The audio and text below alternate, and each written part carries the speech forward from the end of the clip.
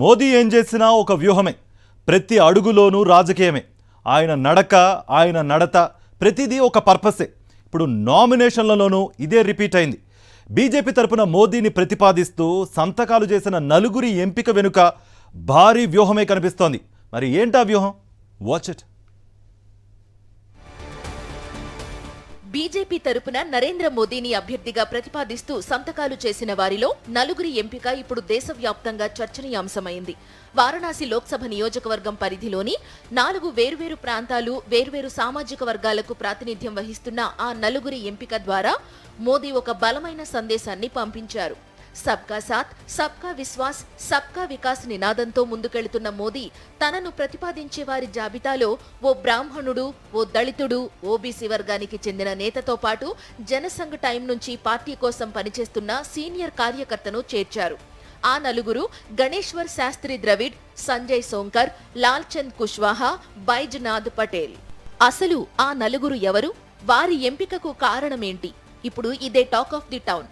Nomination సమయంలో మోదీ పక్కనే కూర్చున్న వ్యక్తి గణేశ్వర్ శాస్త్రి ద్రవిడ్. ఆయనొక వేద పండితుడు, జ్యోతిష్యుడు.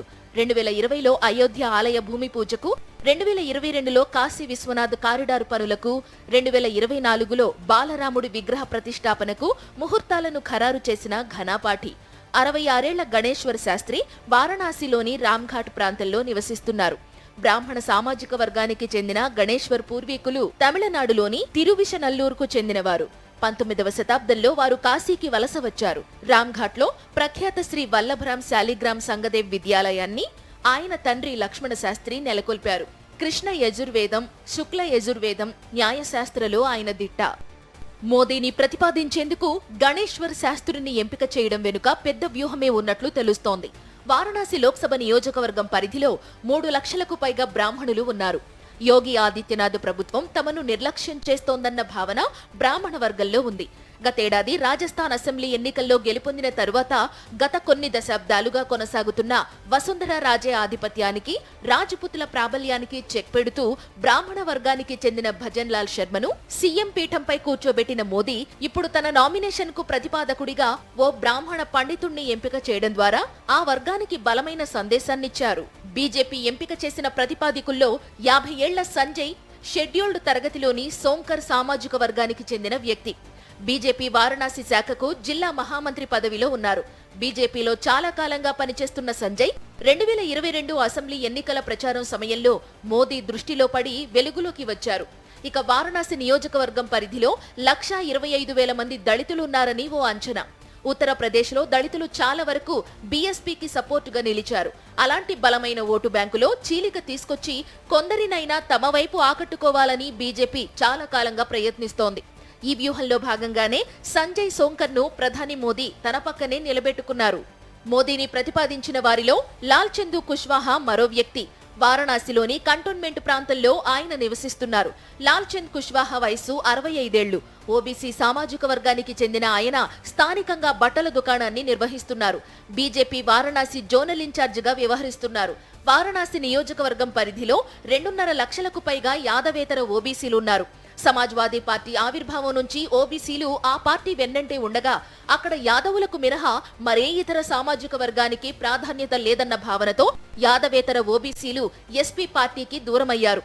వారిని బీజేపీ అక్కున చేర్చుకుని బలమైన ఓటు బ్యాంకుగా మార్చుకుంది. ఈ క్రమంలో ఓబీసీ వర్గానికి చెందిన కుష్వాహా ఎంపిక ద్వారా ఓబీసీలు ఎన్నటికీ తమ ప్రాధాన్యత జాబితాలో ఉంటారని మోదీ పరోక్షంగా ప్రకటించారు. ఓబీసీ వర్గానికే చెందిన మోదీ తన హయాంలోనే national commissioner for backward classes కి రాజ్యాంగ భద్రత కల్పించారు. అంతేకాకుండా తన కేబినెట్ లో ఏకంగా 27 మంది ఓబీసీలకు చోటు కల్పించారు. ఇవన్నీ తమకు కలిసొస్తాయని బీజేపీ భావిస్తోంది. వారణాసిలోని సేవాపురి ప్రాంతంలో నివసించే బైజ్నాథ్ పటేల్ ఆర్ఎస్ఎస్ లో చాలా కాలం క్రితం పనిచేశారు.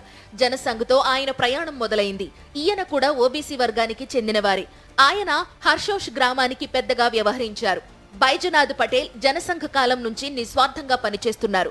అయితే ఈ మధ్య బీజేపీలో ఇతర పార్టీలో నుంచి వచ్చి చేరిన వలస నేతల ఆధిపత్యం పెరగడం, దశాబ్దాలుగా పార్టీ కోసం పనిచేస్తున్న కార్యకర్తలను అలాంటి నేతలు విస్మరించడం పట్ల బైజ్నాథ్ బహిరంగంగానే ఆవేదన వ్యక్తం చేశారు.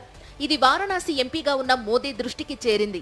ఇలాంటి కార్యకర్తలే పార్టీకి వెన్నెముకగా పేర్కొంటూ వస్తున్న మోదీ వ్యూహాత్మకంగా ఆయనను తన నామినేషన్ కు తొలి ప్రతిపాదకుడిగా ఎంపిక చేసుకున్నారు.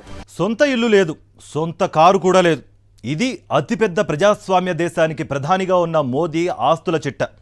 వరుసగా మూడోసారి వారణాసి నుంచి నామినేషన్ దాఖలు చేసిన ప్రధాని తన స్థిర చరాస్తుల వివరాలను అఫిడవిట్లో పొందుపరిచారు. ప్రధానమంత్రి నరేంద్ర మోదీ యూపీలోని వారణాసి లోక్సభ నియోజకవర్గం నుంచి నామినేషన్ వేశారు. ఇందులో ఆయన తన ఆస్తుల వివరాలను వెల్లడించారు. ఎన్నికల కమిషన్ కు మోదీ సమర్పించిన అఫిడవిట్లో తనకు సొంత ఇల్లు, కారు కూడా లేదని పేర్కొన్నారు. మొత్తం ఆస్తుల విలువ 3,02,00,000 వెల్లడించిన మోదీ అందులో 2,86,00,000 ఎస్బీఐలో ఫిక్స్డ్ డిపాజిట్ చేసినట్లుగా ప్రకటించారు. ఇక సేవింగ్స్ ఖాతాలో 80,304 రూపాయలు ఉండగా తన చేతిలో 52,920 రూపాయల నగదు ఉందని పేర్కొన్నారు. ఇవి కాకుండా 2,68,000 విలువైన 4 బంగారు ఉంగరాలు ఉన్నట్లుగా చెప్పారు. మరోవైపు 2018-19లో 11,14,000గా ఉన్న వార్షిక ఆదాయం 2023లో 23,56,000కు పెరిగినట్లుగా వెల్లడించారు. తనకెలాంటి అప్పులు లేవని మోదీ అఫిడవిట్లో పొందుపరిచారు. అయితే 2019 ఎన్నికల అఫిడవిట్లో గుజరాత్లోని గాంధీనగర్లో ఒక ఫ్లాట్ ఉందని తెలిపిన మోదీ ఈసారి మాత్రం దాన్ని ప్రస్తావించలేదు.